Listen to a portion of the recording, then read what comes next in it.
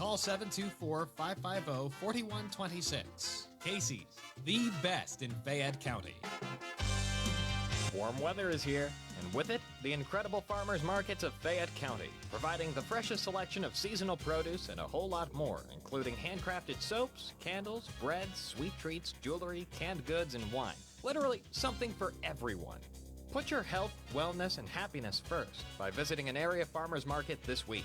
Farmers markets include, but are not limited to, the Mountain Area Farmers Market, held on an assortment of Fridays throughout the summer from 4 to 8 p.m. at the Farmington Volunteer Fire Department. The Uniontown Farmers Market, held weekly on Saturday mornings from 9 a.m. to noon in Bailey Park. The Cottlesville Farmers Market, held weekly on Thursday evenings from 5 to 8 p.m. at the Eastside Fire Station on Arch Street, and so much more. So, for more details, visit the WMBS Facebook page each Wednesday for a complete farmers market roundup. Make wellness a priority, eat healthy, and shop local, and make it a habit to visit the farmers market nearest you. Your local station, WMBS.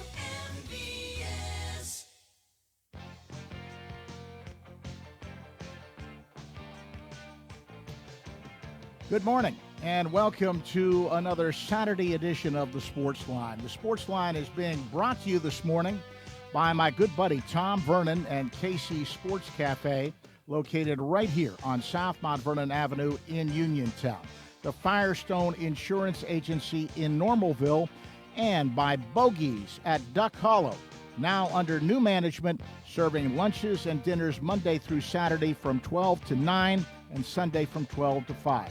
Come on out, enjoy fine dining and a round of golf. Phone 724-439-2150, located at 374 Duck Hollow Road in Uniontown.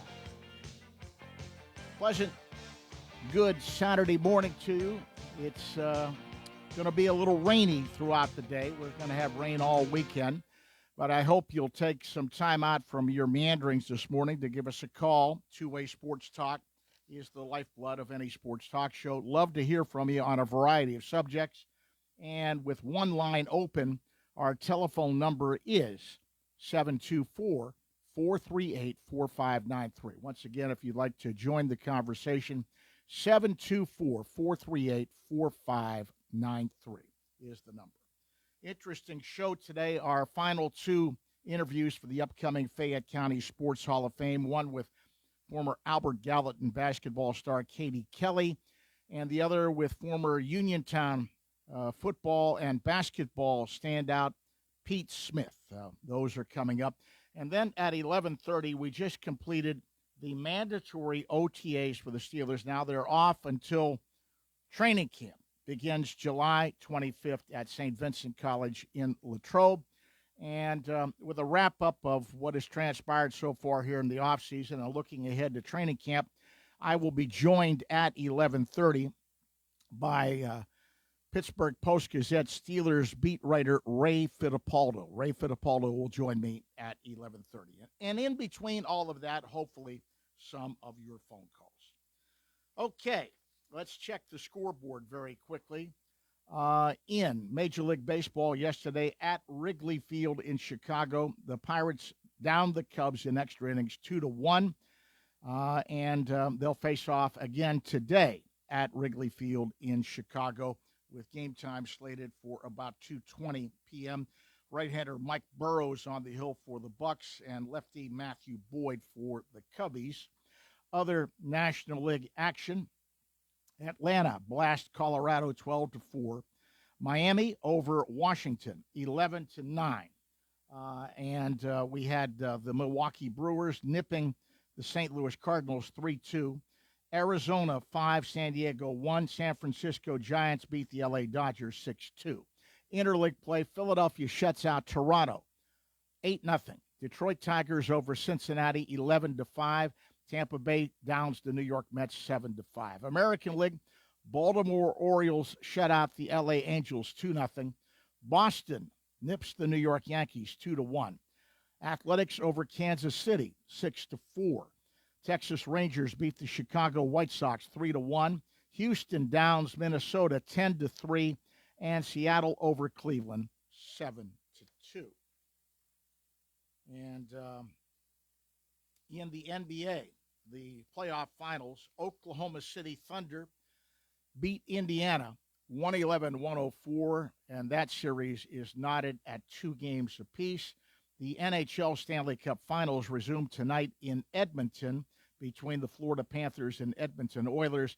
That series is knotted at 2 games apiece. All right. Turning our attention very quickly to sports obituaries.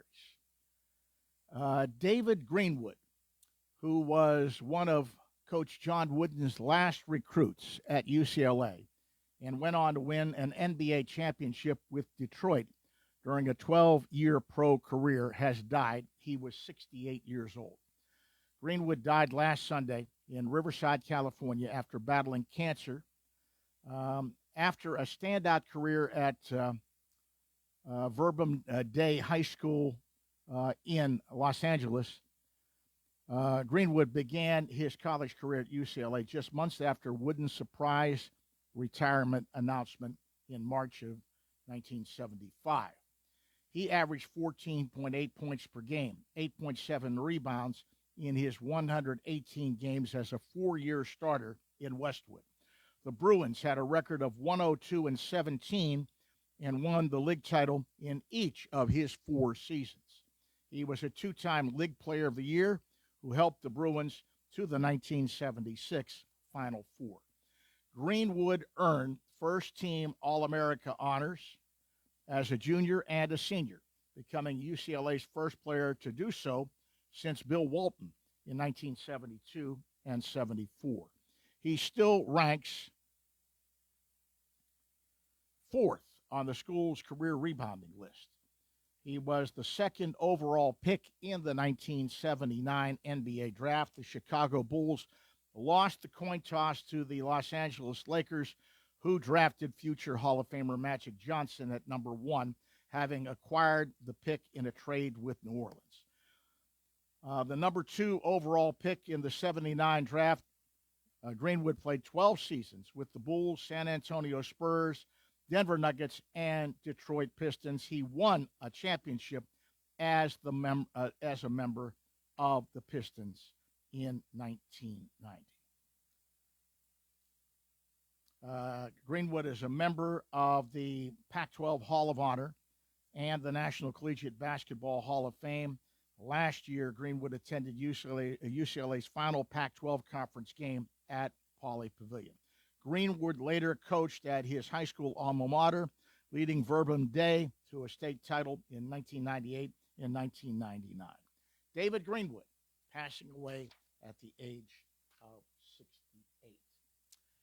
We're going to get a quick break in, and then when we come back, we will open up the phone lines for Open Line Sports Talk. Anything and everything pertaining to the world of sports is on the docket. Telephone number, if you'd like to jump into the conversation, 724-438-4593.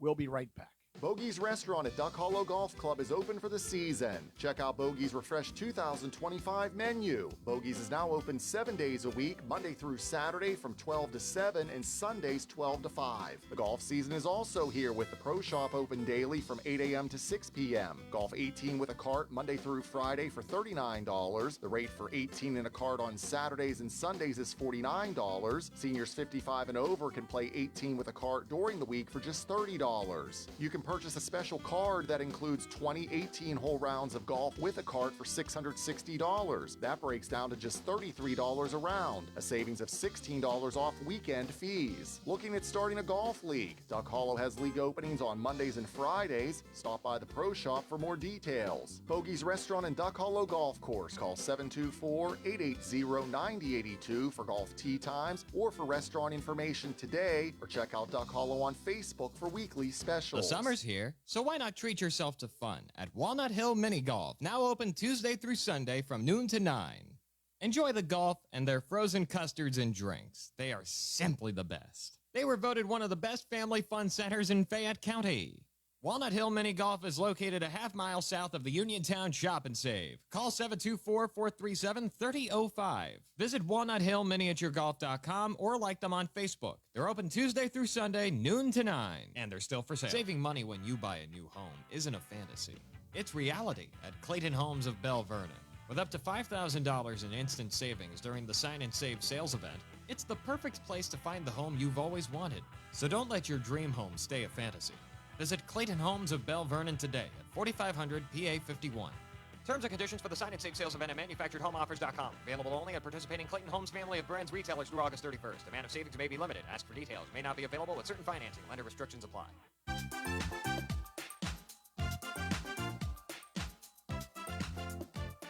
Hi everyone, this is Kelly Clark with Autoland Hyundai in downtown Uniontown. 724-208-5281. What makes buying your next vehicle for me worthwhile? I make it a very easy 5-step process. You look, you shop, you ask, you decide. And I listen.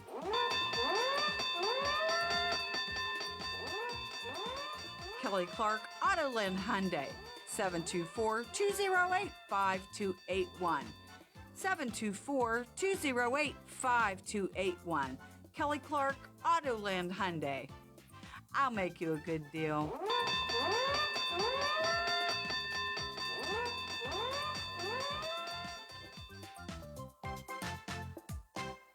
It's back for a third year, the 2025 version of Best in Fayette presented by Nemacolin. Nominations run May 28th and end June 18th, followed by voting from June 25th through July 9th. To learn more and to nominate your favorite business, visit bestinfayette.com. The 2024 Best in Fayette books are still available and can be picked up for free at locations such as WMBS Radio, Shop and Save Walnut Hill, Armstrong in Connellsville, Bittersweet Cafe in Farmington, and the casino at Nemacolin. For more information, visit bestinfayette.com. If you're an athlete, you know the importance of a strong recovery.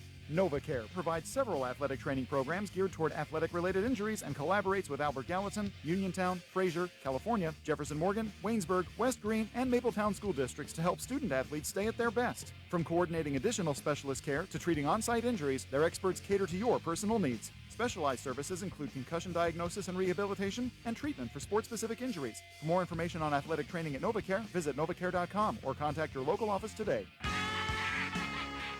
Hi, this is Penguins broadcaster Phil Bork, and you're listening to the Sportsline with George Von Benko on WMBS.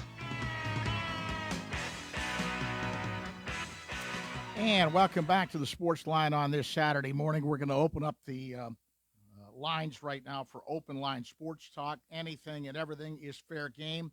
724-438-4593 is the number to call. While I have a moment, I do want to remind you it is Father's Day weekend. Father's Day is Sunday. And if you still have your father with you, tell him you love him, honor him this weekend, and be grateful that you still got him, because there's nobody like your parents. My parents are both gone, and I think about both of them every single day, and I miss my father very, very much. So honor your father on Father's Day. And in connection with Father's Day, I'm doing a book signing, Father's Day weekend book signing, this afternoon at the Connellsville Free Public Library in Connellsville. I'll be there signing all of my books, the Dick LeBeau book, Legendary, the new book that just came out that Lou Pelliccioni and I wrote, Success is More Than Winning, 99 Tips to Up Your Game, as well as my 3 books, the 2 Memory Lane books and Sports Talk. So if you're looking for something for Father's Day, may I suggest any one of those books, stop by and see me this afternoon at the Connellsville Free Public Library. I'll be there from 1 p.m. to 2:30, and be glad to sign a copy of the book for you. And any one of those books, as I said, would make a nice gift for Father's Day. Let's go to the phone lines. Open up the phone lines. First phone call of the morning. Good morning. You're on the Sports Line. Good morning, George. Good morning, Charles. Yeah. First of all, happy Father's Day to everybody, all the fathers. Second of all, George, before I forget, will you be taking calls next week, or will you just be interviewing Hall of Fame people? No, the Hall of Fame interviews are going to be done today. Our event is next Friday. Okay, so next Friday will be back to normal for our shows with a guest or two, but everything with the Hall of Fame ends today as far as interviews. Okay, so you'll be taking calls next Saturday? Yes, I will. Okay, enough of that. David Greenwood, didn't he play in the Round Ball Classic, I think? I believe he did, yes. About 75 or... Well, he was recruited by Wooden. He was Wooden's last recruit. Wooden announced his retirement in March of 75, so it would have been 75. He was John Wooden's final recruit at UCLA. I think he led the Catholic League in Los Angeles, didn't he? He played at Verbum Day, yeah. Yep. Yeah. Anyway,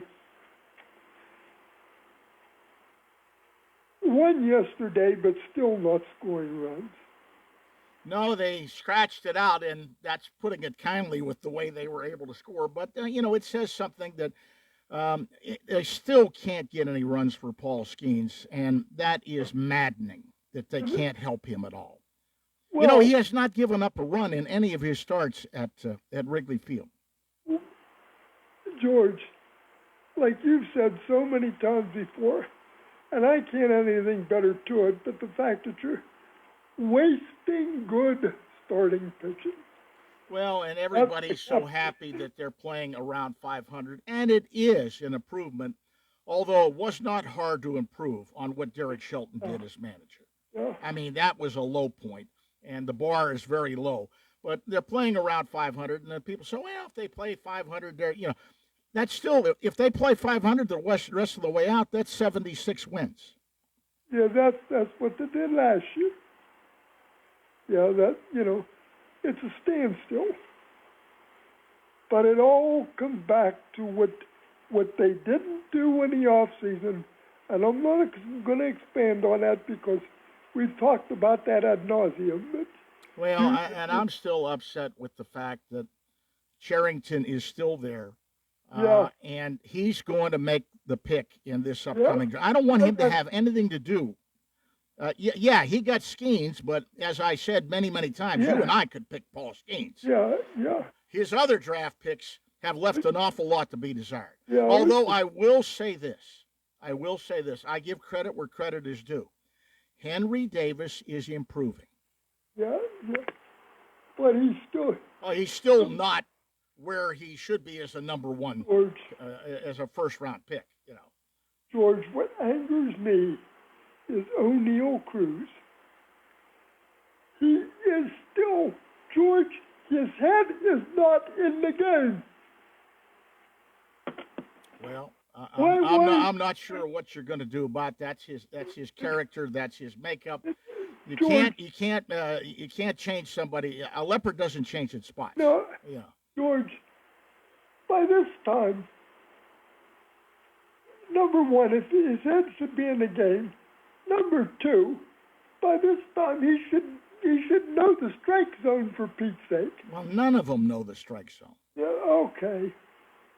I mean, they're one of the worst teams. Yeah. And answer me, riddle me this, please, because I can't make head nor tails of it. Why is Tommy Pham still on this ball club? Bring up one of those younger players. You don't need him. He's not doing anything. George, I can't answer that because I can't better that. You're absolutely correct. And there's no sense in me wasting time telling you because you're absolutely correct. I agree with that 1,000%. Why, George, why did they bring Tommy Pham on in the first place? Well, I said that at the time.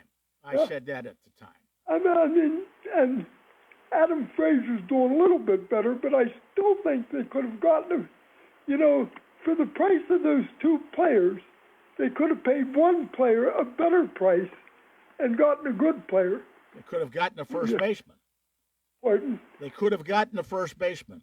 Yes. You know, Horowitz is better than some of the guys they've used there defensively, but he doesn't have any pop.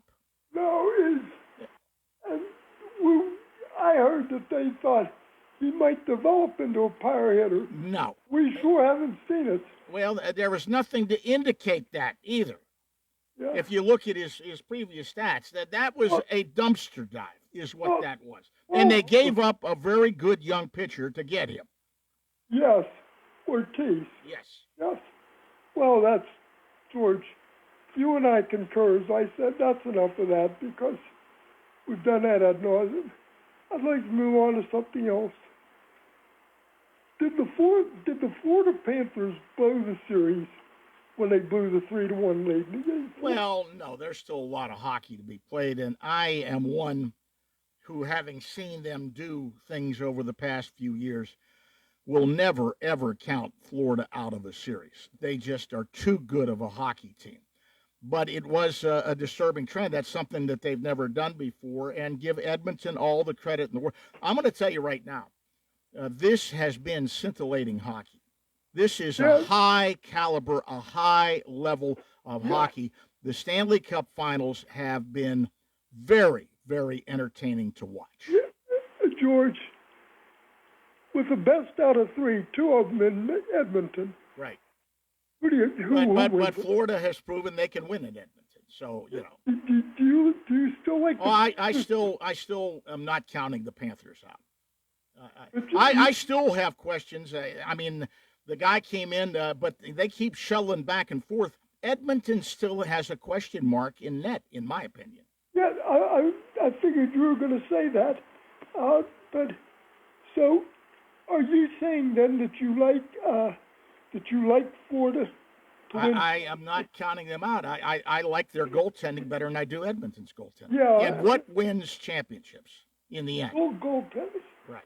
Although you wonder, is it Connor McDavid's time? But I get you.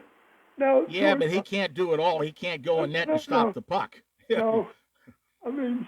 That's a very, very. I mean, Florida is just.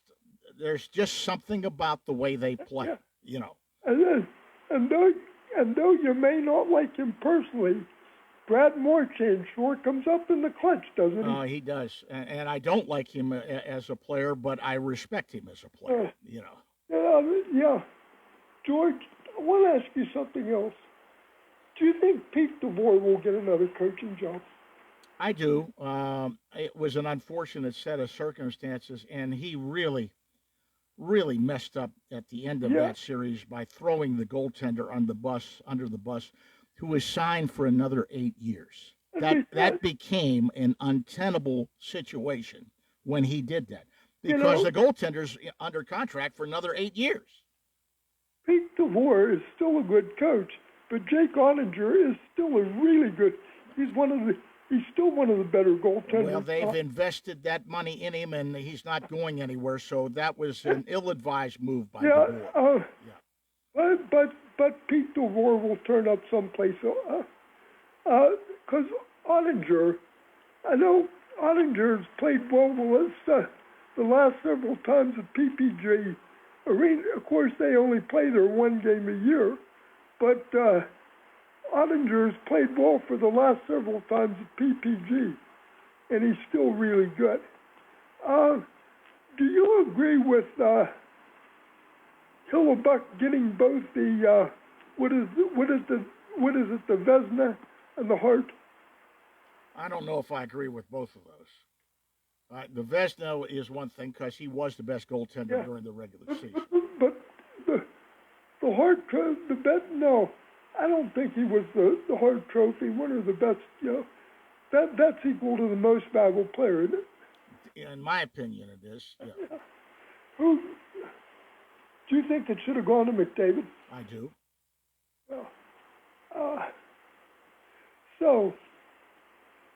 Well, George, I think that's all I have for you today, and.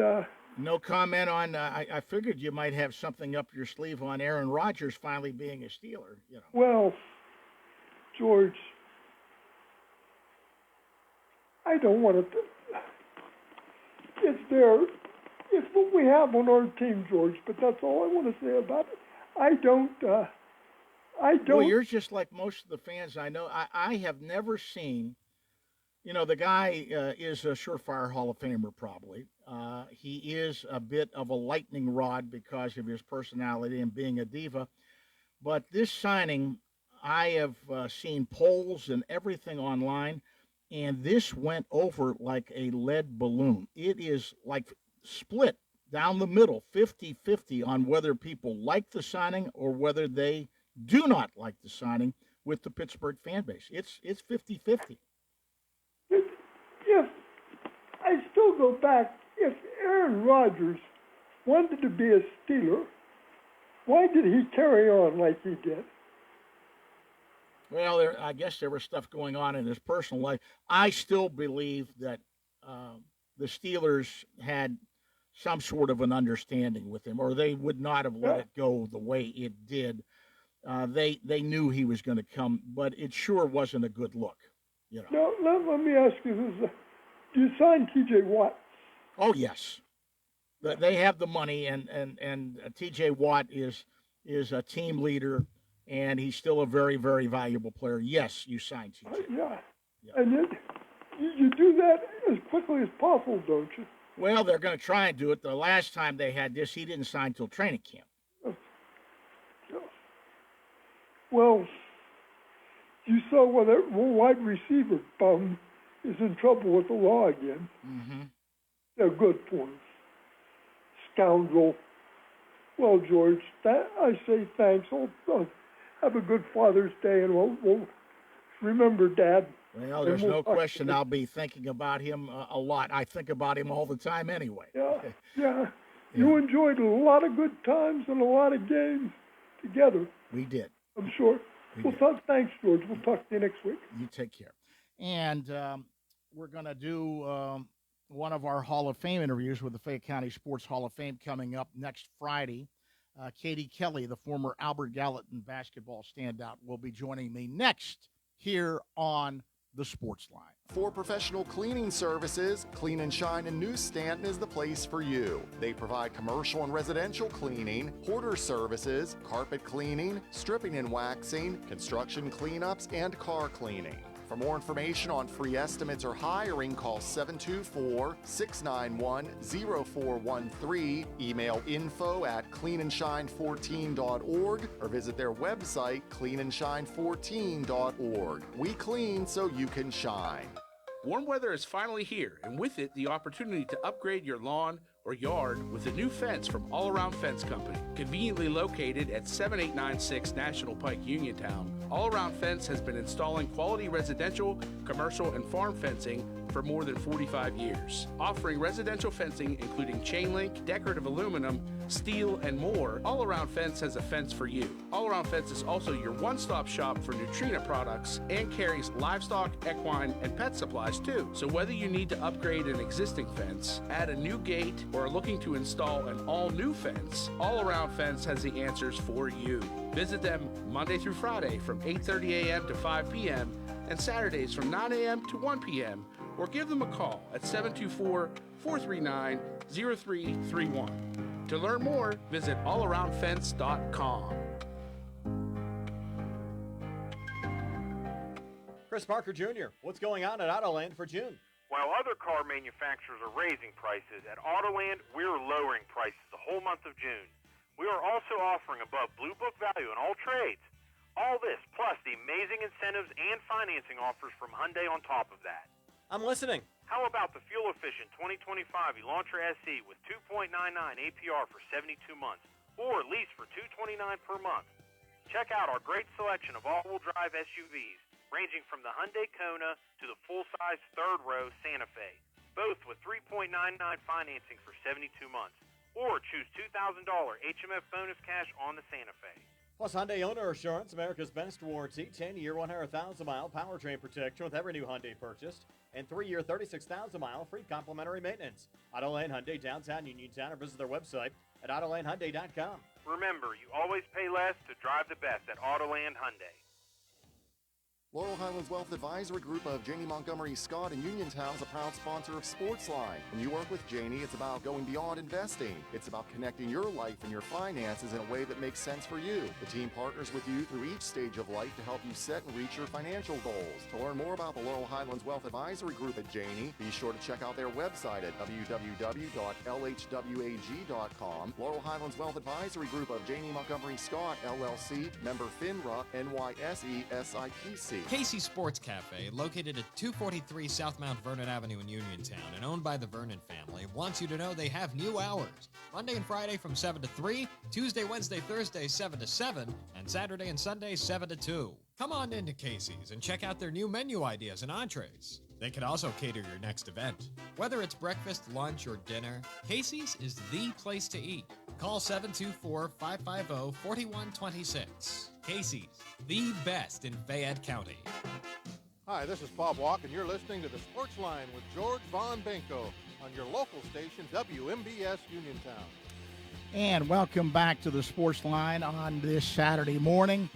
Fayette County Sports Hall of Fame is upon us. I've been talking about it a lot, but we will be inducting the 16th class into the Fayette County Sports Hall of Fame next Friday, June 20th. A golf outing followed by a Hall of Fame luncheon at Pleasant Valley Golf Club in Connellsville. The golf outing is completely sold out. You can still get luncheon tickets if you so desire. Best thing to do at this point is to call Katie Propes at 724-415-2211 or email her at kpropes, P-R-O-P-E-S, at occlus.com. And one of the inductees this year in the class of 2025 is on the line with me right now, and I'm talking about Katie Propes, the former standout basketball player. Not Katie Propes, Katie Kelly. I got Katie Propes on my mind because I've been giving her number out so much recently. Katie Kelly, the former Albert Gallatin basketball standout, graduated from Albert Gallatin in 2000. Katie, I know you're on the line. It's a very busy time for you. I thank you for giving me the time, and congratulations. What was your initial thoughts when you found out you were going into the Hall of Fame? Good morning, George. When you called me last year, actually, Yes. for the first time, and I couldn't make it work to make it there to receive the award, honestly, just humbled, honored. I know there's been a lot of great players come through Fayette County, and to be one of the few that come through, I'm completely humbled. Well, it didn't work out last year, and I'm so glad that, knock on wood, you're looking like you're going to be able to make it work for this year. Looking back, did you get an early start in athletics? I did. I remember my dad telling me I was in diapers when I started dribbling a basketball, and that's when he knew, between that and me wanting to skip my naps to watch Larry Bird on TV, he knew there was something there. Well, I watched Larry Bird a lot myself. That's a pretty good choice. So Yeah. an early start, your dad helped, I'm sure, along the way, as with most people in athletics, there were other people who were instrumental in your development, Katie. Absolutely. First and foremost, my dad, for sure. The sacrifices he made to work long hours at work and come home and still go outside and do ball handling drills, practice, things that I was just blessed to have that type of support. My mom, my sister, the support that they gave me, my Uncle Tim, the time that he made to just spend time doing drills, working on my left hand, playing games to make it fun at a young age, not realizing the skills that they were developing that led to my success. To be completely honest, it's a true blessing. It's God's grace. It shows up every day, even now, that He blessed me with such a support system that they were truly the backbone of my success. Without them, I'm not talking to you on the line right now. Well, as you well know, I knew your mother very well because we worked together back in the day when I was working at WAJR and WVAQ in Morgantown. So I used to see her a lot. But when you got into starting to get into organized basketball, were there some coaches that were instrumental with you too? Yes. The first coach that comes to mind that reached out to my dad was Dick Adamovich. He jumped through hoops to get me to the YMCA league to play for Asbury basketball, the church. And from there, we I was introduced to Chris Kluss. My dad knew him from years ago, but and then he took interest. And Chris Kluss was really the reason I ended up at EKU, Eastern Kentucky University. He advocated for me. He would network for me because I didn't know anything about that at that age. And he's the one that got me into Robert Morris Showcase tournament. And that's where EKU the recruiters were. And from there, it's history. I ended up making a trip to EKU and choosing that school to go to. So Chris Kluss, Dick Adamovich would be for sure the coaches outside of my family, the coaches that had the most, that took the most interest and really put a lot on the line for me. Well, as you probably know, Chris and I work very closely on the Hall of Fame, and it is amazing to me over the past few years when we've had basketball players, female basketball players who have been inducted, how many of them, in fact, one other than you this year, Tara Cochran-Warrington, the Geibel star, how many of them have mentioned the influence that Chris Kluss had? That AAU team that he had helped a lot of young women with their basketball skills in Fayette County. It really did. Absolutely. Yeah, I owe a lot to Chris Kluss. Just the heart that he has for the game, the heart that he has for young women in the area to help them achieve their goals and further their careers is admirable. Great guy, good heart. I can't say enough good things about him. Katie, let's talk a little bit about Albert Gallatin, 4-year starter at point guard. You were the Quad A Freshman of the Year, 4-year Fayette County All-County Team Choice. As a senior, Pittsburgh Post-Gazette WPL Athlete of the Week. You finished your high school career with 1,687 career points. You were the Herald Standard Player of the Year for 1999-2000, first team All-WPIAL Pittsburgh Post-Gazette. Katie, that's taken down a little bit of hardware. You had some great success playing for Albert Gallatin. I did, and like I said, I had the easy part. That's the way I look at it. I loved the game so much I couldn't get enough of it. I enjoyed practice more than I enjoyed the games, to be honest with you.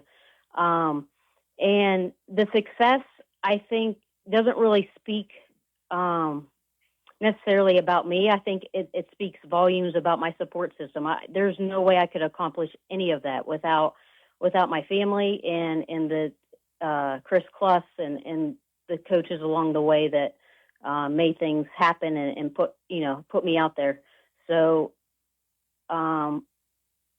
very humbled, very grateful, and it just shows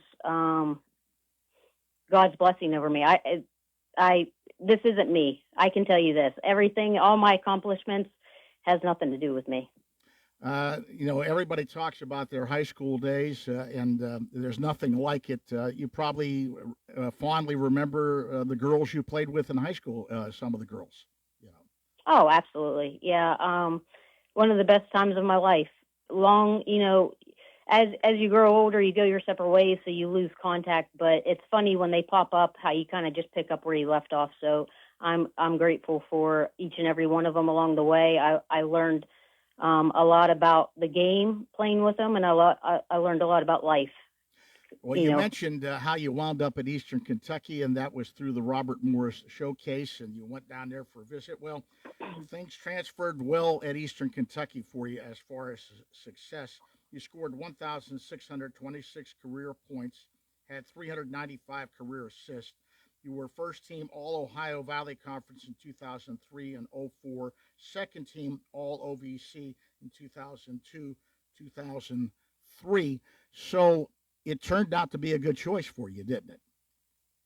It absolutely did. I think it was, I had goals to play Division I basketball, so it checked that box. But the personality that I had, it was just the right size school. I was surrounded with the right people at the right time, and it was a blessing. It was a good choice for sure.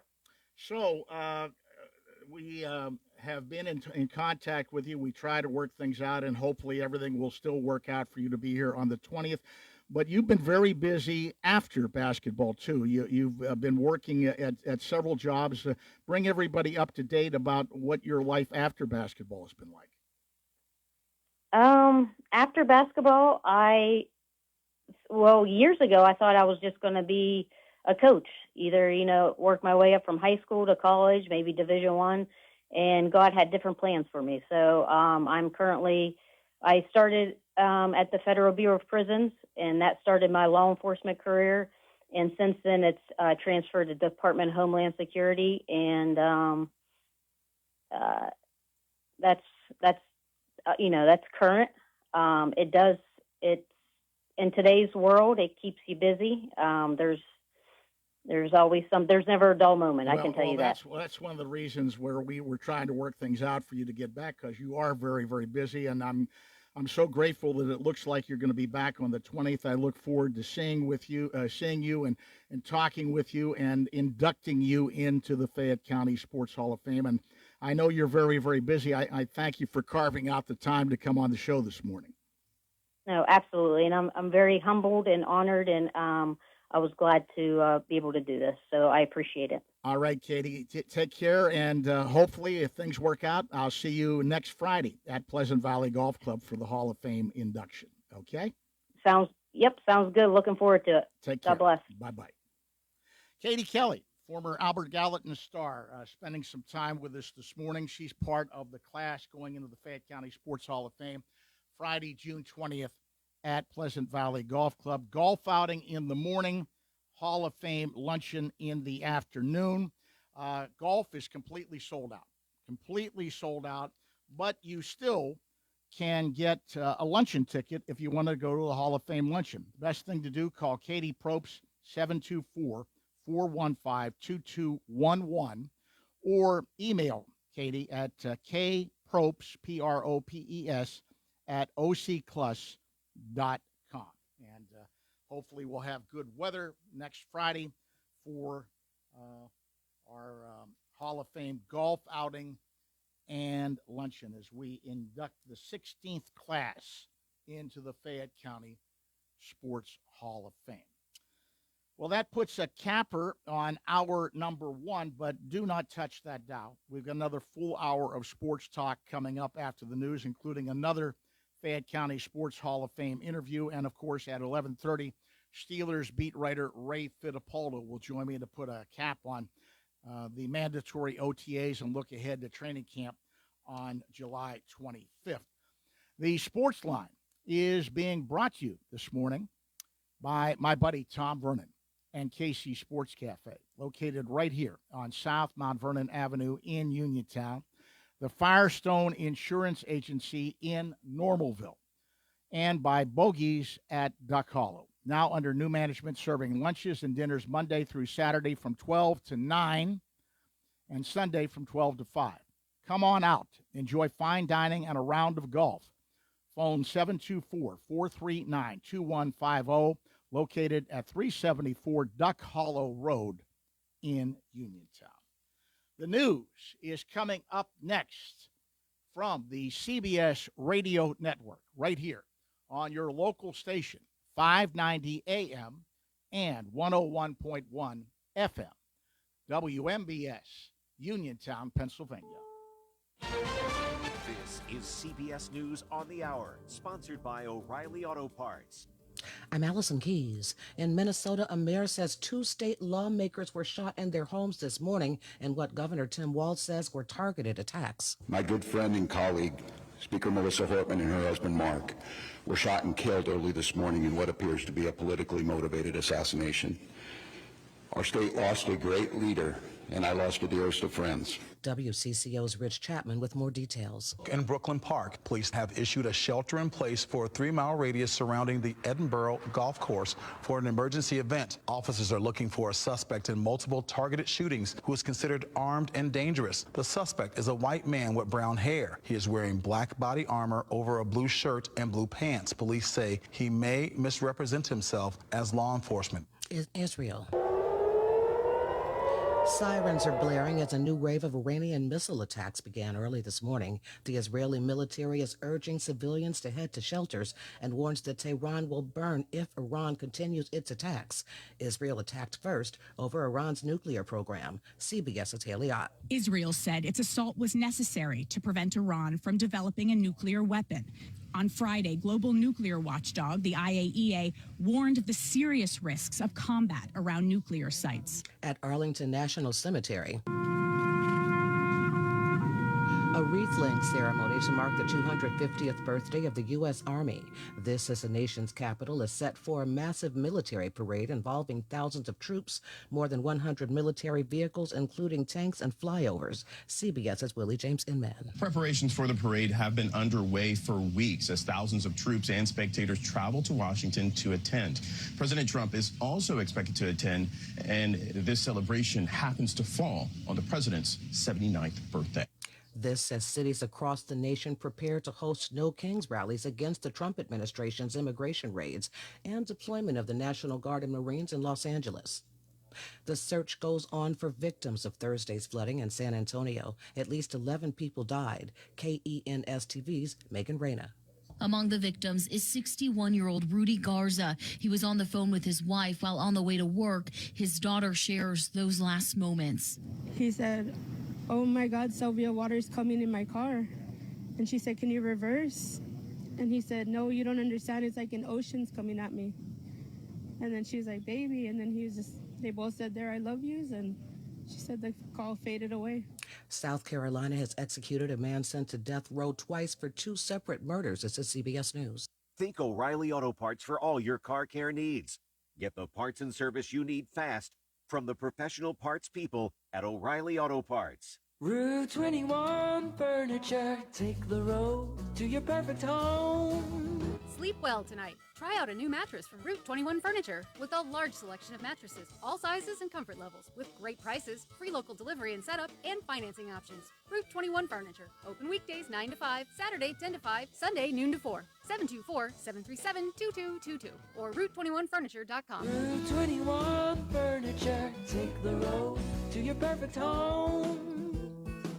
Saving money when you buy a new home isn't a fantasy. It's reality at Clayton Homes of Bell Vernon. With up to $5,000 in instant savings during the Sign and Save sales event, it's the perfect place to find the home you've always wanted. So don't let your dream home stay a fantasy. Visit Clayton Homes of Bell Vernon today at 4500 PA 51. Terms and conditions for the Sign and Save sales event at manufacturedhomeoffers.com. Available only at participating Clayton Homes family of brands retailers through August 31st. Amount of savings may be limited. Ask for details. May not be available with certain financing. Lender restrictions apply. It seems smoking is back, at least on screen. From shows like The Housewives to movies, pop culture has taken up smoking again. Hey guys, my neighbor Craig, he's the best. Paul Rudd drags on cigarettes in the comedy Friendship. Dakota Johnson seems to love them in Materialists. You can do better than me. Beyonce's lit up on stage on her Cowboy Carter tour. Sabrina Carpenter even uses a fork as a cigarette holder in the video for her song, Manchild. So sexy, you so dumb. What gives? The New York Times says it's an overwhelming sentiment. Sure, cigarettes are bad for you, but they make you look good. Deborah Rodriguez, CBS News. The National Weather Service has issued its first ever heat advisory for Alaska. Temperatures in Fairbanks are expected to be above 85 degrees. It's been warmer than that, but it's unusual for June. Allison Keys, CBS News. The Fayette County Juneteenth Unity Fest, presented by the East End United Community Center and One Voice, One Community, is back again this year. And we're going to be back there again, too. Juneteenth officially commemorates the end of slavery in the United States. It's a perfect day to remember history and celebrate unity. And all area residents are welcome to attend this family-friendly event. The festivities will be held in downtown Uniontown in Story Square along Main Street from 3 to 8 p.m. on Thursday, June 19th. And Josh Krysak and myself, Matt Sapienza, will broadcast live from 3 to 5 and have all the fabulous WMBS prizes along with us.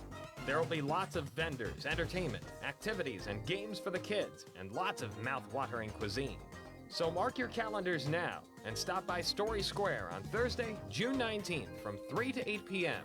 And be sure to say hello to Josh and myself as we broadcast here on WMBS from 3 to 5. We hope to see you there. For economy, price, and quality service, call Economy Furnace. What's more fun than a summertime bucket list? Did you know that adding a new air conditioner from Economy Furnace to your summer bucket list is a really cool move? Especially if your current unit is old or inefficient? Economy Furnace Heating and Air has partnered with Amana, which is known for reliable performance, high energy efficiency, strong build quality, and competitive pricing. Not quite ready for a new unit? Then don't forget to add a manufacturer-recommended AC tune-up to that summer bucket list. Let us take the worry of a summertime meltdown and keep you calm, cool, and comfortable all summer long. Economy Furnace Company is local and family-owned. Thank you for voting us Best in Fayette 2 years in a row, and don't forget to add voting for us once again to your bucket list. Call Economy Furnace Heating and Air at 724-438-4575. For economy, price, and quality service, call Economy Furnace. Wow, your dog looks beautiful. We went to Mutt's on Market Street, the new dog grooming salon in downtown Brownsville. Samantha, the owner, has over 10 years dog grooming experience. They work with any dog, any breed, any size. Didn't it cost a fortune? No, the prices are great. They offer a full line of grooming and other services. With warm weather on the way, now's the time to schedule an appointment for your furry friend's spring grooming. Mutt's on Market Street, downtown Brownsville, next to Hope Park. For more information, visit Mutt's on Market Street on Facebook. Mutt's on Market Street will be open during the Market Street repairs. Well, warmer days are ahead, the kind of days when you'll be enjoying your deck or patio again, especially with retractable or fixed awnings from Lifetime Awnings. Made in the USA with manufacturers and customer guarantees, Lifetime Awnings products last. Lifetime Awnings is veteran-owned and operated with a 10% discount to all military veterans and their families. Lifetime Awnings, 724-554-6067. Call for a no-cost or obligation home consultation or email John, the owner, at lifetimeawningsusa@gmail.com. Are you looking to list or sell your house? Now is the time to let the professionals at Caldwell Banker Laurel Ridge Realty help you with all of your real estate needs. Caldwell Banker Laurel Ridge Realty has two convenient locations to better serve you. In Uniontown area, 724-437-7100, or in Connellsville area, 724-628-7200, and speak with one of our real estate professionals. Visit our website, caldwellbanker.com. We have been proudly serving Western Pennsylvania area for over 30 years and look forward to helping you with all of your real estate needs. Broker Paul Bortz Jr. Oak Pizza in downtown Uniontown is your one-stop shop for the most unique pizzas in the region. From the masterminds behind the Fat Angelo's franchise, Oak Pizza is the laboratory where the Fat Angelo's food scientists test their creations and let you be the judge. With traditional favorites like pepperoni and buffalo chicken pizzas to more experimental offerings like the sesame seed-infused Mad Pie or the spicy chicken pickle pizza, Oak has you covered. Order today at oakpizzas.com or by calling 724-439-5805. Your taste buds will thank you.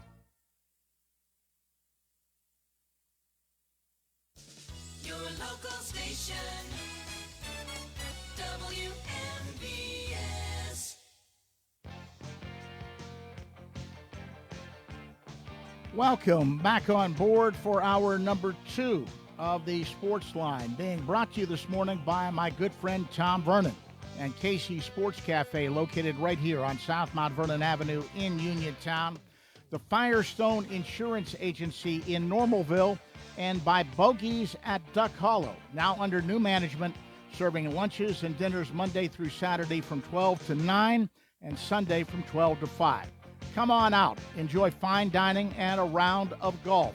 phone, 724-439-2150, located at 374 Duck Hollow Road in Uniontown. George Von Benko with you as we forge ahead into hour number 2 of the Sportsline, and we open hour 2 up with another Fayette County Sports Hall of Fame interview. Our golf outing and Hall of Fame luncheon is coming up this coming Friday, June 20th, at Pleasant Valley Golf Club in Connellsville as we induct our 16th class. Joining me right now, one of the members of the class of 2025, an old friend, former Uniontown football and basketball standout, Pete Smith. Pete, good morning. How are you, my friend? Good, George. I appreciate your calling me. Well, let's start off with a little bit of a somber note, and I do want to pass along publicly my condolences. I know you and your family have been going through an awful lot lately with the passing of your son recently, and I know it's been a tough time, and I just want to send my condolences and the condolences of the Hall of Fame to you and your family, Pete. It was a tough thing to have happen to you. Yeah, I appreciate that, George. We've had a lot of good reports and condolences and so forth from people from Uniontown. It's we're very appreciative of what was done. Thank you. So looking at coming into this class in 2025, when I informed you that you were going to be part of the Fayette County Sports Hall of Fame class, what was your initial reaction, Pete? I was surprised. I thought it was, somebody else would be coming ahead of me down the road, but I'm very appreciative of it and the way I've gone to these events in the past, George. And the older you get, the more you appreciate everything that happens from that standpoint and what the committee does and what everybody in Uniontown and Fayette County does. So it was very appreciative of that. Well, and I think as an older player and growing up when you did, I think you have a keen sense of some of the athletes that came before you in this county. We've had some tremendous athletes, Pete. Yes, I've played with most of the people that from Uniontown that was in the Hall of Fame, and I'm very well aware of all the former athletes that have been inducted. So it's and as I said, it's a nice list of people that have been in Fayette County and through the Uniontown area. So, looking back, I like to think the period that you played, Pete, you graduated from Uniontown in 1963. The period that you played, I refer to as the golden age of Uniontown athletics. There was a stream of athletes coming through Uniontown and playing for the Red Raiders at that time that was really quite remarkable. And you played quarterback for 3 years for the Red Raiders, starting as a senior. You guided Uniontown to a 10-0 record and a WPIL championship in football in 1962. Some of the guys around you at that period, which you just alluded to, what a stream of athletes was coming through at that time, Pete. Yeah, you're right. There were always, from football and basketball, there were a lot of very good athletes. And, a lot of the people didn't get the notoriety, especially usually you have the backs and the ends and so forth, the wide receivers, but the linemen never really got the wherewithal that they should have gotten from that standpoint, because there were some very good linemen that did very well during that time period too, George. So, what were your memories of that championship football team? I seem to recall one of the stumbling blocks for Uniontown in football. It seems like they were always standing in your way. You were part of that old Western Conference, which was a great conference, but it always seemed like Mount Lebanon was a thorn in your side back in the day. Yeah, that would happen when we were juniors. We were like, I guess 8-0 going into the Mount Lebanon game, and we had a drive near the end of that game, and we were going to try to score a touchdown, and then I can remember. In fact, I was the one that threw the interception. The linebacker, once the ball left my hand, I knew it was done. So, and we lost that game. And then next year we were in Mount Lebanon. We were like 8-0 or something, going into 7-0. And then Mount Lebanon, it was close going down to the last 4 or 5 minutes, I guess. And we took the ball all the way down. We didn't throw the ball the whole time. We had the ball at like the 25 or 30-yard line, and then we had a 4th and 1, and we decided to take it, and we got it, and then we just took it the rest of the way down. And the funny part about this, there was an inn on Mount Lebanon. He became a good friend of mine, and he said, we look back on that game all the time, and we kept asking, was there somebody up in the press box telling you what to do each time that you were doing it? Because he said we were really frustrated. We couldn't stop what was going on. So it's ironic the way things take out from that standpoint, George. Right. Well, you touched on, the way things were handled.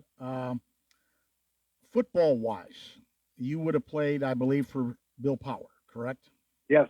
That's correct. Bill came in, and I think the whole culture of Uniontown football came to a complete change when he came over from Point Marion. And people don't realize what a good football coach Bill Power was, and he had a good staff around him too, right, Pete? Yeah, he did, and he was a very good teacher, and he wasn't your typical football coach that you see now where they would throw hats and do crazy things like that. I mean, he was very a very good person, a good teacher, and the people with Mr. Kruger, Mr. Kruper, the other coaches that he had were very good people. One of the things that I thought was funny when I've talked to other athletes around Fayette County, Bill Power was so well known with the college coaches because a lot of Uniontown players went on to play college football. But Bill was not above telling college coaches about other players in the county. And I've had several guys say, I would not have gone to college had it not been for Bill Power telling somebody about me. That's the kind of man he was, Yeah, he was a very, very nice man. He was a very good teacher. Remember, he taught high school. I think he was a history teacher or whatever, but he was a very good teacher, and he just knew how to handle people. He didn't get upset, and he tried to handle everybody the way they should be handled. He did a great job from that standpoint, George. 1962, something happened that year. You guys won the WPIL football title, and you had a rare double-double because it doesn't happen very often. You were the point guard on Uniontown's WPIAL and PIAA championship basketball team in 62 that posted a record of 29-2. What a club you were on. That was a great team, Pete.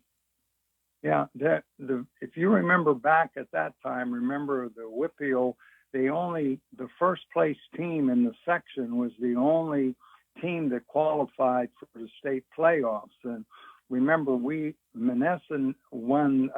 They beat us in the first game in the section, and then we beat them the next time, and then we had to go to the field house, and we ended up beating them.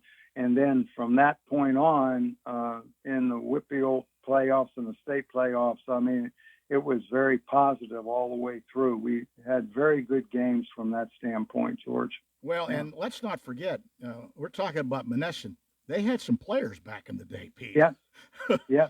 I mean, that was a tough team. In fact, it was really something. But you're right. Only one team won. It's not like it is today. It's not like it is today. In fact, if you would look back on the number of teams in the state that year, I would say Monessen would probably be one of the top 5 teams in the state, and they didn't even make they didn't even make the state playoffs because of that. Yeah. Well, we talked about your football coach. We would be remiss if we didn't say something about your basketball coach, the great Abe Everhart. Yeah, Mr. Everhart was the same way.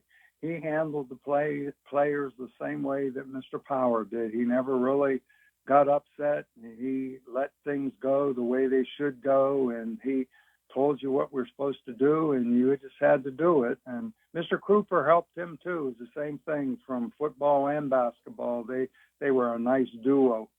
Right. Just think about it, Pete. How lucky were you as a young athlete to have great coaches like that? Yeah, that was great. Remember when we were growing up, George, the only thing we did from fourth grade or fifth grade on, we went to the playgrounds and we just played basketball or baseball or football, and we didn't have camps or anything like that. We came from families that didn't have a whole heck of a lot, so you just you went to the playgrounds and you did what you were supposed to do, and you stressed your academics from your parents and so forth, and you just moved on, which was great from that standpoint, George. And that's what the Uniontown community was all the time. If you remember, whether it was football season or basketball season, those stands were always packed from people that were very appreciative of what was being done. Right. You touched on something I think is very important and maybe overlooked a little bit, but not by the older athletes who always bring it up. Uniontown's playground system under the late Bus Albright was one of the foremost playground systems in the country. Nene Campbell, the old McKeesport coach, used to tell people that Uniontown is so far ahead of everybody with their playground system, and it was a great incubator. And people would come from all over to play on the playgrounds in Uniontown. Jerry West, back in the day, used to bring his teammates up from Morgantown to play the guys in Uniontown. That's right. You're right. And in fact, I just lived down the street from Craig's school, and so we would just go up and go to the playgrounds. And I remember I was in fourth or fifth grade or something, and I remember seeing some of the people coming from out of the area, like you were talking about Jerry West or somebody coming up to the playgrounds, and that was a big thing back then, George. It really was, and Bus Albright was a great man. I got to know him very, very. You got to work in the playground system too. I think you worked with my Aunt Ruby at Lincoln View.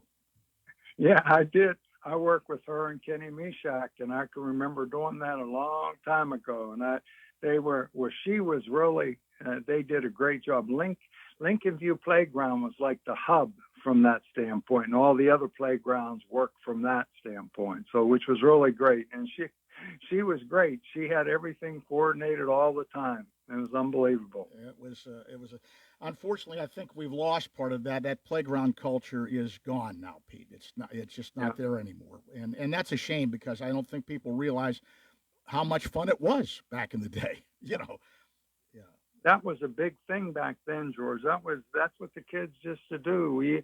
You go from morning to night, and that's all you did. We weren't doing on computers or all this other stuff and the phones and all that other good stuff. We just the playgrounds were what we did in the summer, and if it wasn't the playgrounds, we were getting ready to do it right after school and so forth. So, which was great. Right.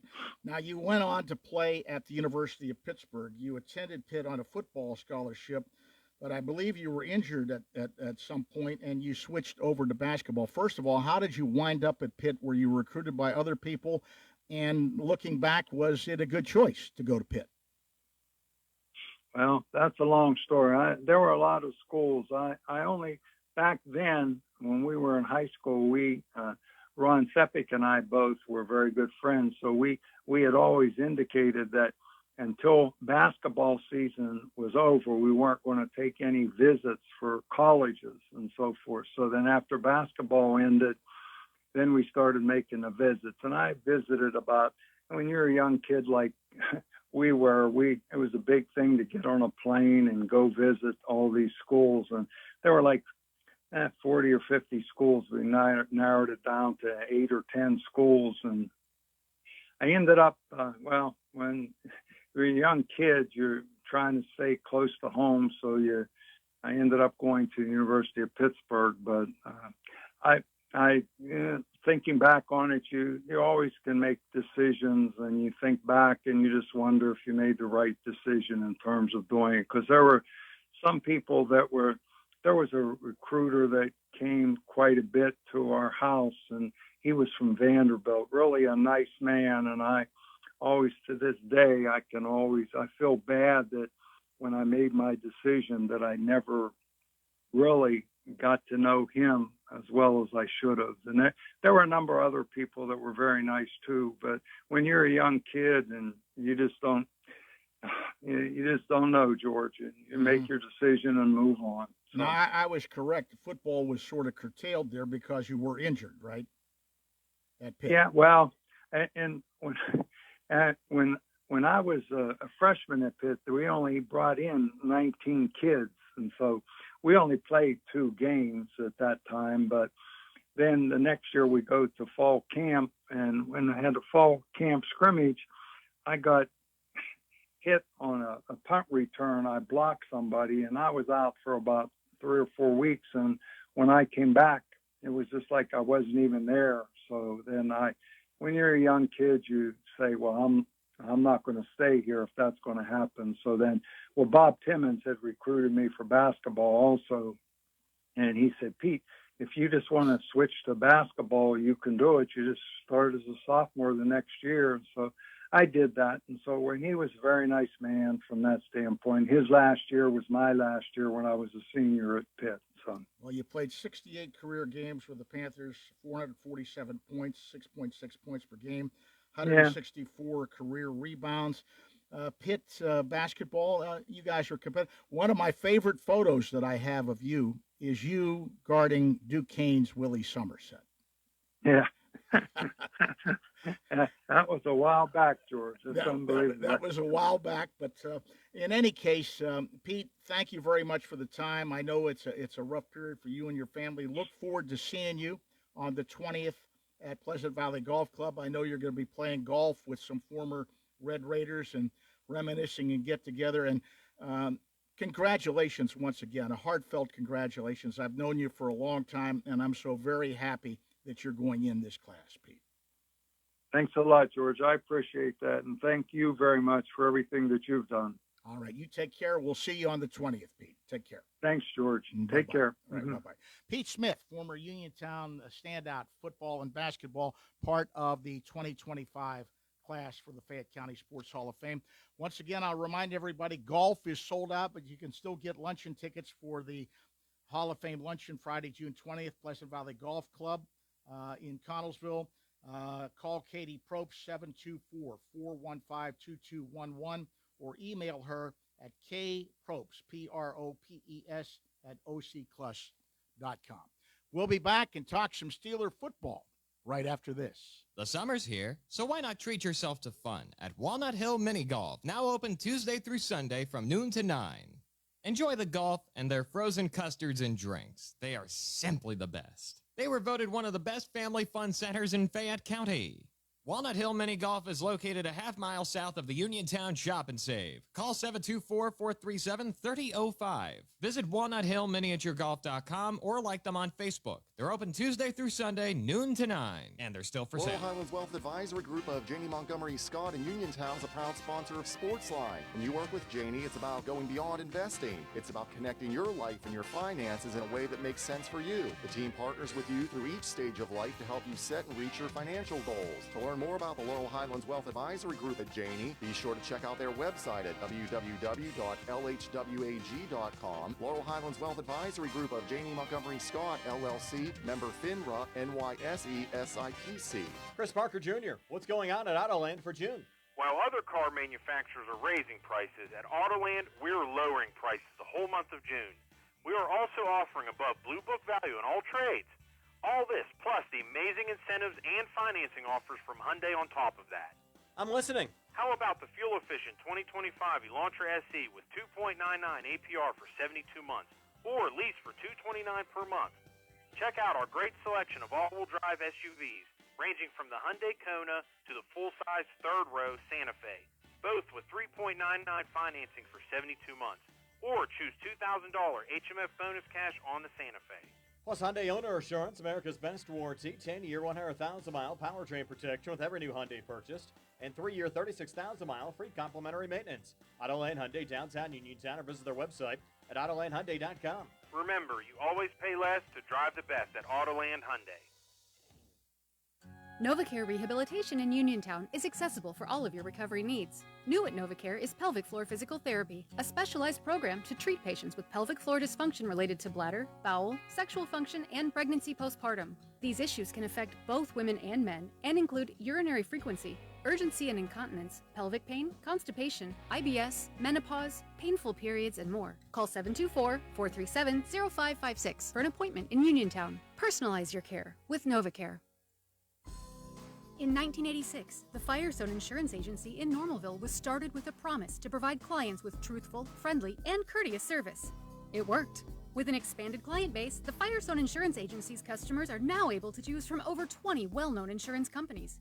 So whether it be auto, home, business, or life, Firestone has you covered, and the promise to provide truthful, friendly, and courteous service is still in place. As an independent insurance agency, the Firestone Insurance Agency works for you. They do the shopping for you to save you time and a bunch of needless phone calls. Because let's face it, no one loves to shop for insurance. Call the office at 724-455-3900 or visit firestoneinsurance.net. Can't make it to Normalville? Let the Firestone Insurance Agency bring service right to your kitchen table. The Firestone Insurance Agency, 724-455-3900 or firestoneinsurance.net. Doing what is right for the customer, finding the most affordable rates while making sure there are no coverage gaps so you are fully protected from the unforeseen. Here's a business looking for a customer. Hi there. Here's a customer looking for a business. Hi. And that's where the Better Business Bureau comes in. The BBB connects people with businesses they can trust. That's why 2023 IABBB research found 80% of people choose BBB accredited businesses over non-accredited ones with the same A+ letter rating. Live happily, better after. Always look for the sign of a better business because it's looking out for you. And find a better business anytime at bbb.org. Hi, this is Pirates broadcaster Greg Brown, and you're listening to the Sportsline with George Von Benko on WMBS.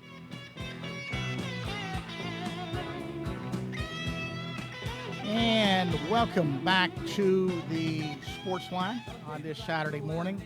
Steelers just concluded mandatory OTAs this past week, and now there's a lull until training camp begins at St. Vincent College on July the 25th. Joining me right now to put a capper on what has happened so far this offseason and take a peek ahead to training camp, my good friend, Steelers beat writer for the Pittsburgh Post-Gazette, Ray Fittipaldo. Ray, good morning to you. How are you, my friend? Good morning, George. I'm doing well. Well, you have to be happy that the constant watch for Aaron Rodgers has ended and he's in the fold. Yeah, absolutely. It took, 2.5 months to get that done.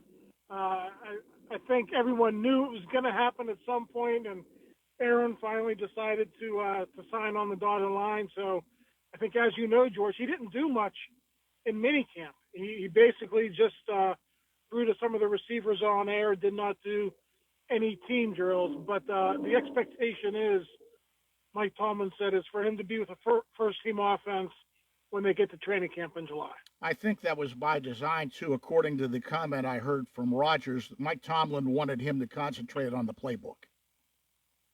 Yeah, absolutely. And, Aaron spent the entire week pretty much in Arthur Smith's hip pocket. Whenever the play was called, Aaron would, get it. And he said the more times he hears something or writes it down, the easier it is for him to learn it. So obviously it'll, I don't want to say it's a completely new system, but, he's been in a similar system, but there's some new verbiage and he's got to get used to that. You touched on one of the storylines that will be developing during training camp and during the season, the relationship that Arthur Smith is going to have with Aaron Rodgers. A lot of people wonder how that's going to go, how much input Rodgers will have. There were reports that there was friction last year with Russell Wilson. That's going to be something that people are going to be watching closely, I think, Ray. Yeah, absolutely. Aaron Rodgers is a 4-time NFL MVP. He's obviously seen a lot in the NFL, and he's said over the years that he has called the 2-minute offense, but he's more than willing to let Arthur call the plays. And, if he has to change a play at the line of scrimmage, then, he's certainly capable of doing that. So I agree with you. I think that's going to be one of the bigger storylines, not only in training camp, but I think we have to see how that unfolds during the season, because you'll remember, George, for about a month there, things were pretty good when Russell Wilson took over as quarterback, and then things kind of went south once December and January got here. So we'll see if it's any different here with Arthur Smith and Aaron Rodgers. I always wondered about that too, Ray. Do you have any sense of what happened? I mean, they were doing well, and Russell had that game in Cincinnati, which was the best the offense had looked in quite a while, and then the last part of the season, it didn't seem like anything was working. Yeah, I mean, I think the easiest explanation is they played by far their toughest teams at the end of the season. I mean, you had 2 games against the Ravens in there, a game against the Eagles, and a game against the Chiefs. So, maybe what they were doing in November, was a little bit because they were playing, worse competition. But, in the end, the offensive line didn't block it well enough in the running game, and I think that kind of leaked into the pass protection. They were in a lot of passing situations, and the offensive line couldn't really hold up, and Russell was under a lot of duress there late in the year. So, Arthur said they got to get back to what they were doing in the middle part of last season, and if they can, George, I think they'll be in contention.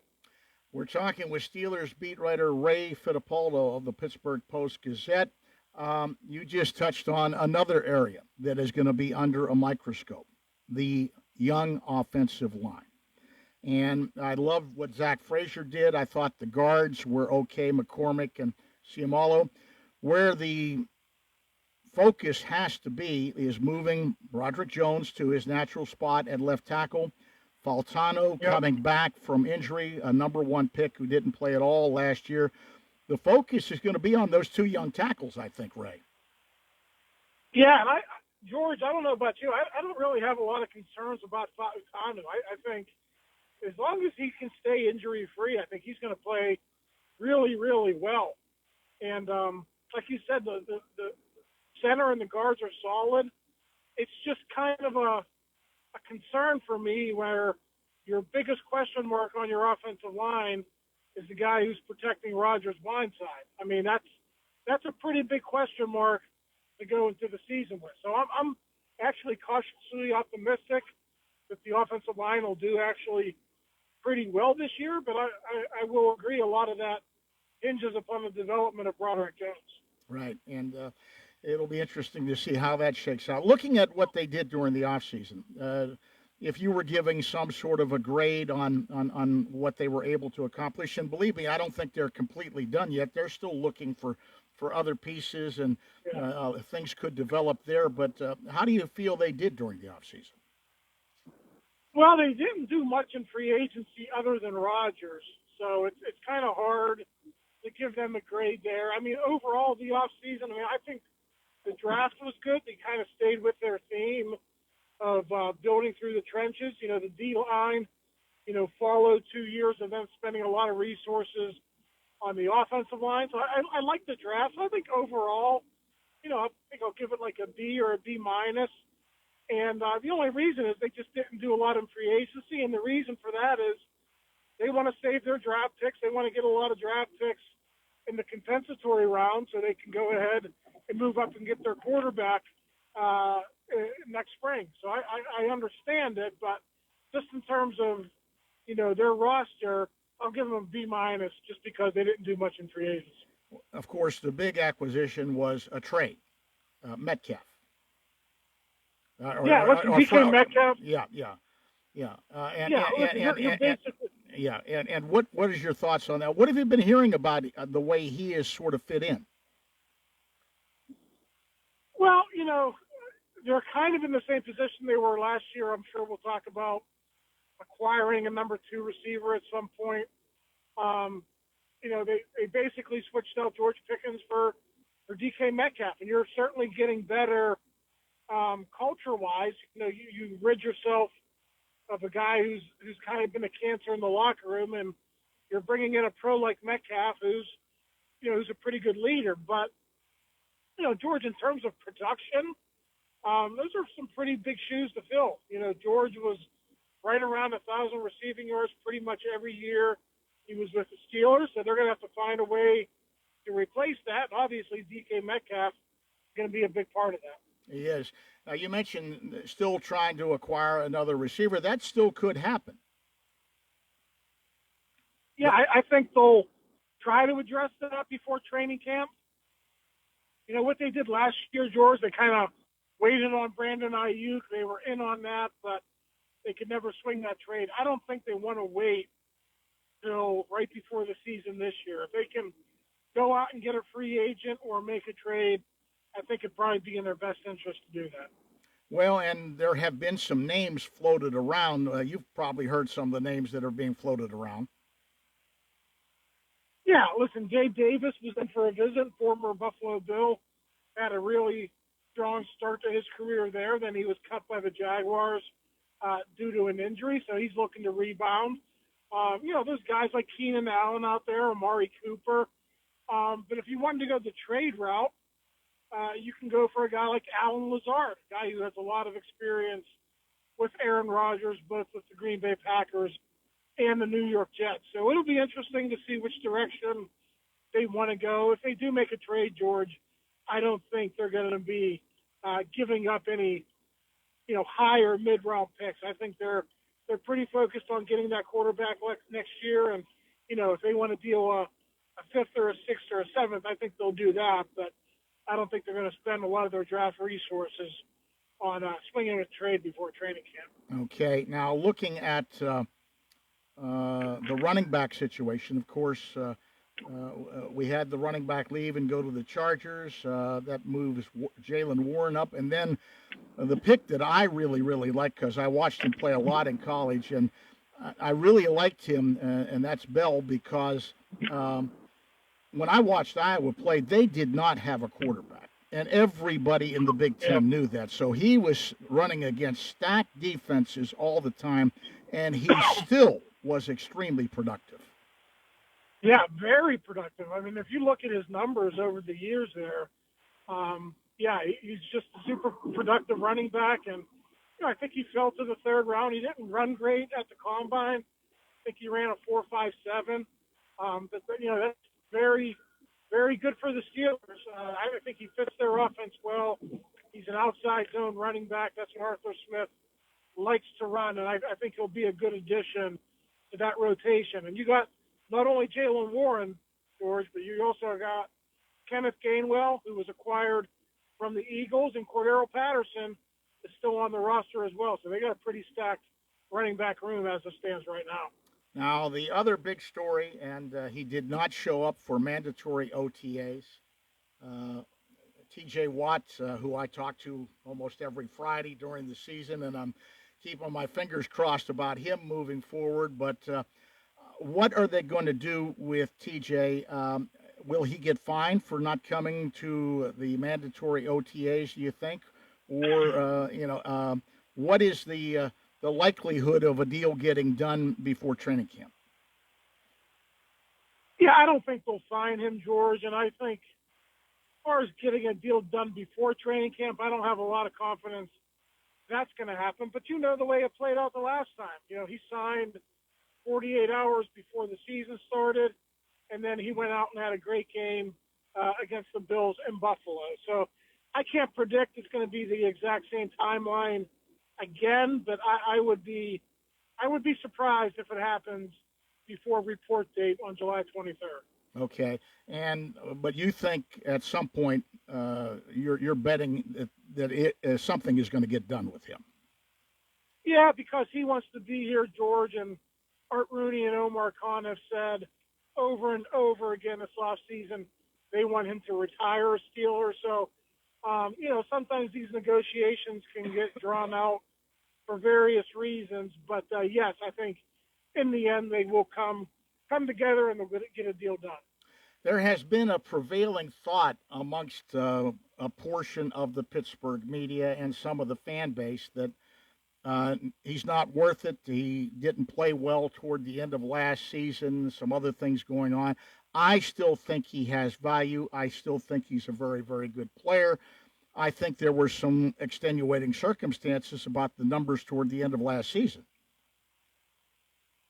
Yeah, absolutely. I mean, he didn't finish strong. He even admitted that after the season. And I think if you go back to what he said the day after that loss to Baltimore, is he has to be more open to moving around the defense. And I think a lot of offensive coordinators figured out ways to scheme him out of games, with double teams and things along those lines, or just, having plays run away from him. So if he's a guy who can be as productive, if he's lining up on the different sides, maybe he's lining up in different spaces across the front, then he's going to be harder for quarterbacks to track. So I think that's one situation where the Steelers coaches can help him out this year, and I would expect him to have a much better year production-wise than he did last year, if that happens. And I don't think he was completely healthy down the stretch either. No, he's never going to admit it. We asked him that a lot late in the season. He said, no, I'm healthy enough to play. But you know him, George, but probably better than anyone. He's never going to admit to being hurt. I was one of those people that was asking him that a couple of times. Yeah. No, it'll take a sledgehammer to knock him out of the lineup. That's just the way he is. That's just his personality. It is. Yeah. What about the secondary? They did make some moves there. Did they do enough? Yeah, listen, I'm kind of down on them not doing more to address the secondary. I think they're fine with Fitzpatrick and Deshaun Elliott. Obviously, you need more production out of Fitzpatrick. But Darius Slay, 34 years old, kind of a stopgap move. They weren't really strong at corner last year. Joey Porter Jr. I thought he was okay, but nothing special. So I have some questions about their corners, and it's not really going to be any different next year. Slay is here on a one-year deal. They have to go out and sign somebody else or draft somebody, and we'll see if the 2026 draft is better with corners this year than it was last year. It just didn't seem like they liked any of the corners in this previous draft. Well, a big question hanging over everything we've been talking about is how are they, from what you've been able to ascertain, as far as the cap is concerned? Is the money there to sign TJ? And if they want to do some other things, do they have money to do anything? Yeah, they got plenty of money, and if they sign TJ, that'll actually open up a little bit of money, because they push off a lot of that contract into the second, third, and fourth years, as you know, George. So they'll have plenty of money if they want to go out and get another receiver. And they always go into the season with about $8 or $10 million in cap space, just so they can make some moves in case there are injuries. Okay. So it sounds to me, several things have to happen, but it sounds to me like you have a pretty good outlook. Yeah, listen, if TJ shows up and there's no issues there, defense is going to be good again. I don't know if they're going to be elite. I don't know if those days are still possible with TJ and Cam and those guys getting older, but I still think they'll be top 10. And then listen, if Aaron Rodgers, if he can get them to maybe 23, 24 points per game, I think they'll have a chance to maybe compete for a wild card. I don't know if they're going to be strong enough to overtake the Ravens in the division, but I think they can make the playoffs again if everyone stays healthy. Okay, Ray, thank you very much. I know you're going to be taking a little time off before training camp starts, and I haven't seen you for a while. I didn't come to the OTAs, and I understand the first day when Rodgers showed up, it was a lot of media, Ray, a lot of media. George, it was a zoo, and I think if you're up there for the first practice in Latrobe, I think it'll be a zoo again. Well, they're going to draw a lot of interest, not only from local, but national media all summer long. Well, I don't know if I'll come to the first practice, but I will be up there since it's only 20-minute drive for me to go up to training camp. So You'll be seeing me underfoot at training camp. So I'll be there. In any case, I thank you for the time, as always. Very concise, very informative, and have some good time off, relax a little bit, and I'll see you up at training camp. Thanks, George. Talk to you soon. All right, take care. My good friend, Ray Fittipaldo of the Pittsburgh Post-Gazette, Steelers beat writer. We got about 10 minutes left in the show. We're going to get a break in. Let's try and finish with a flourish. If you've been waiting to get in on the conversation, I've got a wide open board right now. Give us a call. 724-438-4593 is the number. 724-438-4593. Let's try and finish with a flourish and get a couple of calls in before the end of the show. We'll be back with more right after this timeout. Bogey's Restaurant at Duck Hollow Golf Club is open for the season. Check out Bogey's refreshed 2025 menu. Bogey's is now open 7 days a week, Monday through Saturday from 12 to 7 and Sundays 12 to 5. The golf season is also here with the Pro Shop open daily from 8 a.m. to 6 p.m. Golf 18 with a cart Monday through Friday for $39. The rate for 18 in a cart on Saturdays and Sundays is $49. Seniors 55 and over can play 18 with a cart during the week for just $30. You can purchase a special card that includes 20 18-hole rounds of golf with a cart for $660. That breaks down to just $33 a round, a savings of $16 off weekend fees. Looking at starting a golf league? Duck Hollow has league openings on Mondays and Fridays. Stop by the Pro Shop for more details. Bogey's Restaurant and Duck Hollow Golf Course. Call 724-880-9082 for golf tee times or for restaurant information today, or check out Duck Hollow on Facebook for weekly specials. Yeah, they're the people I trust. It's the place I go. Home, warehouse, where a house becomes a home. This is home improvement season. Home Warehouse in Uniontown is your one-stop shop for all your exterior building needs. It's the place that makes a house a happy home. Looking to add a deck? Home Warehouse carries composite decking materials and maintenance-free railing in a variety of styles. Plus, roofing shingles, metal and commercial rubber roofing, windows and doors, shutters, siding, soffit and fascia, railing, columns, 5 and 6-inch seamless gutters, plus flooring and more. Whatever building products you need, you'll be pleased with the selection and hometown service. So stop in and see Sandy and Donnie at Home Warehouse, Connellsville Street in Uniontown. Shop Monday through Friday 8 to 4:30, Saturday 8 to noon, closed Sunday and holidays. Home, warehouse, where a house becomes a home. Saving money when you buy a new home isn't a fantasy. It's reality at Clayton Homes of Bell Vernon. With up to $5,000 in instant savings during the Sign and Save sales event, it's the perfect place to find the home you've always wanted. So don't let your dream home stay a fantasy. Visit Clayton Homes of Bell Vernon today at 4500 PA 51. Terms and conditions for the Sign and Save sales event at manufacturedhomeoffers.com. Available only at participating Clayton Homes family of brands retailers through August 31st. Amount of savings may be limited. Ask for details. May not be available with certain financing. Lender restrictions apply. Your health is more than just how you feel today. It's about staying well for the years ahead. At WVU Medicine Uniontown Hospital Primary Care, we're here to help you manage your health with regular checkups, screenings, and care that's tailored to you.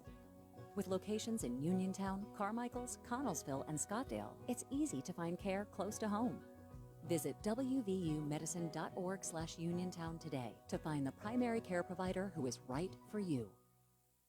For professional cleaning services, Clean and Shine in New Stanton is the place for you. They provide commercial and residential cleaning, porter services, carpet cleaning, stripping and waxing, construction cleanups, and car cleaning. For more information on free estimates or hiring, call 724-691-0413, email info@cleanandshine14.org, or visit their website, cleanandshine14.org. We clean so you can shine. Casey's Sports Cafe, located at 243 South Mount Vernon Avenue in Uniontown and owned by the Vernon family, wants you to know they have new hours. Monday and Friday from 7 to 3, Tuesday, Wednesday, Thursday 7 to 7, and Saturday and Sunday 7 to 2. Come on into Casey's and check out their new menu ideas and entrees. They could also cater your next event. Whether it's breakfast, lunch, or dinner, Casey's is the place to eat. Call 724-550-4126. Casey's, the best in Fayette County. Hi, this is Penguins broadcaster Phil Bork, and you're listening to the Sportsline with George Von Benko on WMBS. We are moving down the home stretch here on the Sportsline. Hope you enjoyed my interview with Steelers beat writer from the Pittsburgh Post-Gazette, Ray Fittipaldo. We wrapped up our Hall of Fame interviews today, too, with Uniontown great Pete Smith and former Albert Gallatin basketball standout Katie Kelly. Let's try and wrap things up with a flourish. We got about 6 minutes left in the show. Back to the phone lines we go. Good morning. You're on the Sportsline. George, how you doing? I'm fine. How are you? Great. Couldn't get in with you the past few weeks because of your interviews. So, well, everything ends today. Our Hall of Fame get-together is next Friday, so there will be more time for phone calls. Okay, George. Question is now, what schemes is ERA now? It was 1.88 now. It's 1.78. I'll tell you what, the way he's pitching right now, that's been one of the lowest ERAs I've seen in quite a few The years. problem is they are 7 and 8 with him pitching. That's just unbelievable. It's a shame. And you're putting up their zeros. And what's his record? 4 and 5? But it's just, and look at the way they won yesterday. Yeah, a win's a win, but they scratched out runs, and I give them credit for that. But the hitting is just abysmal. It really is. You just can't go on winning by these low scores. You've got to put some. The game they put 10 runs together against Miami, but that was an aberration. I think. Right, and the next day, what did Sandy Akana do to them? Right. They could go just one high to low. Now, George, going on to the Aaron Rodgers thing now. Okay, here's the thing. I don't know if Ray, I was in and out when you were talking to Ray. Now, during preseason, is Aaron Rodgers going to the games? Is he going to work with the first team? Oh yeah. It'll be like the first preseason game. You'll see a lot of the kids, probably the second, but by the time you get into the later games, the first team is going to get some action, and he will play in the preseason. Yeah.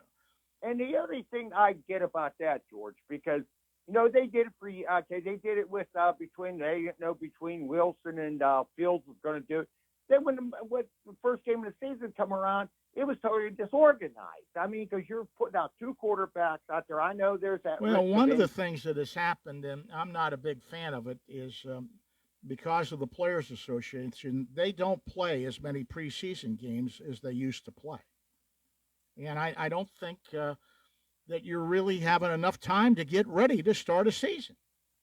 And I still say, George, the first 2 to 3 games is basically, to me, they're still preseason. It's still preseason, in my opinion. Yeah. That's why I look at it. But, George, I guess, I wasn't a big fan of the signing. And I guess, like you said earlier, there's like a 50-50 split down the middle. It's amazing how it's gone over with the fan base. There are people who are adamant against him being here. Other people are welcoming him with open arms, but I saw several polls, and it was right down the middle, 50-50, whether people wanted him or didn't want him. Now, did you listen to the interviews, I guess, the reporters are trying to put their feet into right now to see? I heard a few questions asked out there that he didn't give a snippy answer, but he just gave a blow off question right there. I don't know if the reporters or the media are trying to see how far they could, ask him a question. Well, they were testing the waters with him, and right. for the most part, he did okay. It just remains to be seen what's going to happen during the season because he's a bit of a diva. He's still going to go on that Pat McAfee show, which caused him problems with his teammates with the Jets. There's a lot of things. It's going to be really, really interesting in that Steeler locker room. It really is. And the thing about it, too, when players are not playing well, he's enough. He's not afraid to throw people under the bus, and that caused problems. Right. Yeah. And this is what scares me about him being in Pittsburgh. Then you got a coach here that defends this kind of stuff, and I don't know, George. This could be almost like a what's the TV show with the training camp and all that. Hard Knocks. Hard Knocks. Yeah.